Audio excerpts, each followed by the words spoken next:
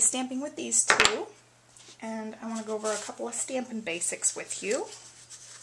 I've got all my pieces for my card pre-cut, and somebody had asked me about stamping a clear image, and so that's what we're going to do first. So I cut out this little square, and we're going to stamp. We want this whole image to show up. So I've got some Pixie Pink Classic ink. It's by Stampin' Up. And so with my stamp, this stamp is a smooth stamp. There's no ridges or distressing on the image. So this, you want the whole thing to show up sometimes.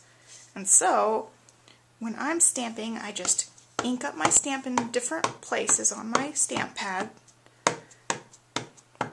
And then I look at it, and you can see through the clear ones. With the rubber, you have to turn them over a little bit. And you can tell it's shiny. I hope you can see that. So if the whole thing is shiny and colored, then you probably have enough ink. And so, see that? And then I'm going to line it up here and just pull up. And see, now that image, you can see it covers the whole image, and it's stamped out pretty well. So that's how you stamp something when you want it really clean and crisp and the whole image to show up. And now for like a different look, I'm going to make this background look a little bit distressed when I stamp. And so I chose to use textured cardstock. I don't know if you can see that, but there's a little bit of texture on this cardstock. And so when I'm stamping, I'm not going to pick up nearly as much ink because I don't want the whole image to show through, and I'm not going to press as hard because, oh, I got a dog hair on my stamp. I don't want to press as hard because I want it to look a little bit distressed. So I'm just going to lightly go on, and you can see the whole image isn't coming through, which is what I want. I want it to be a little bit faded and distressed looking, and I'm going to repeat that across the whole thing. I just want some of the ink to come on. And I have this piece behind it so that I don't make a big mess. And I'm going to rotate the stamp so I get a little bit of a pattern going. And it doesn't have to be perfect, but I'm going to try to line them up a little bit. And then I'm going to flip it over again and go across it again. See, so you get a little background. And I think this might be the last time we have to flip it over. So you see that texture really coming through, which is what you want. And then I got to finish up the teeny parts on the bottom. And I think I got the whole thing. Okay. You can see it looks a little bit faded, distressed, and you don't get the whole crisp image like you get on this one, which is what I was going for. Okay, so you see the difference there.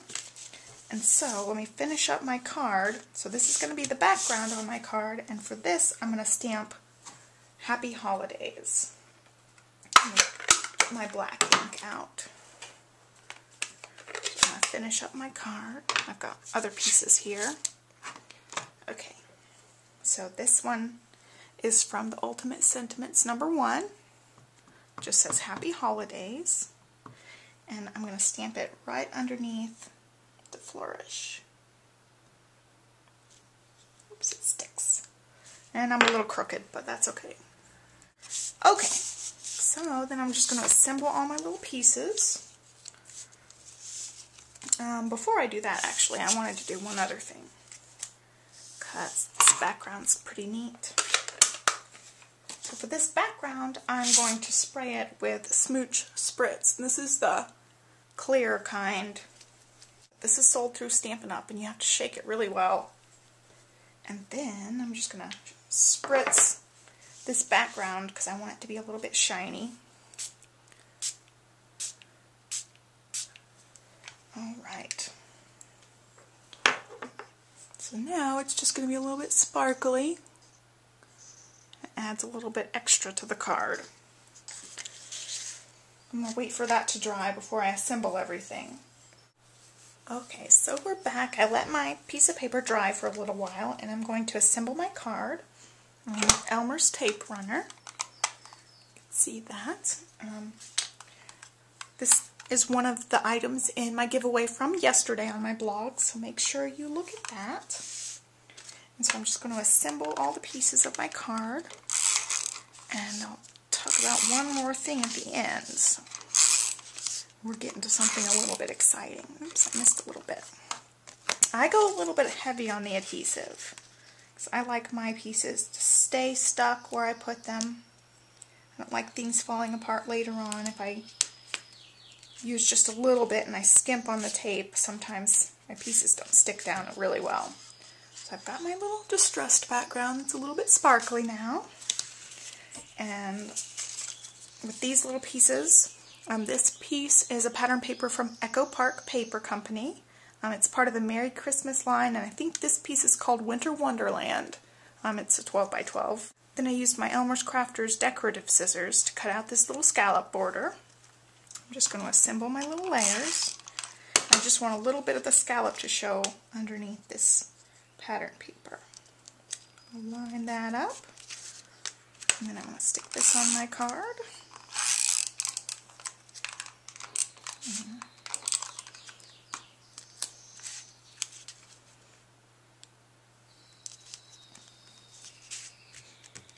Okay, and then I have a little mat for my main flourish.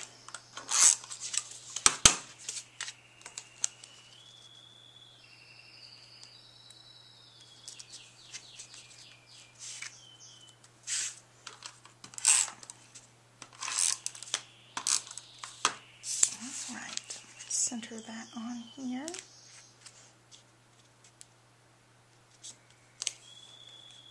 And there you have it. Non-traditional Christmas card using Flourishy and the Ultimate Sentiments stamp set number 1.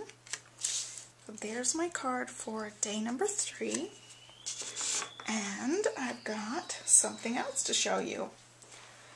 And I know you all thought that all the giveaways were over, but I have one more special giveaway for you. And this one is sponsored by Echo Park Paper Company.